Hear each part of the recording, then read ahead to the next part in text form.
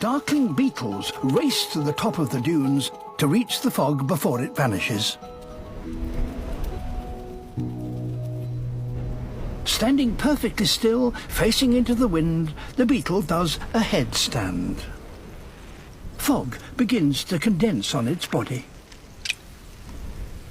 Before returning down the slip face, it will drink 40% of its body weight.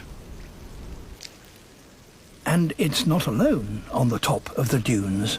Surely few animals go to greater lengths to get a drink.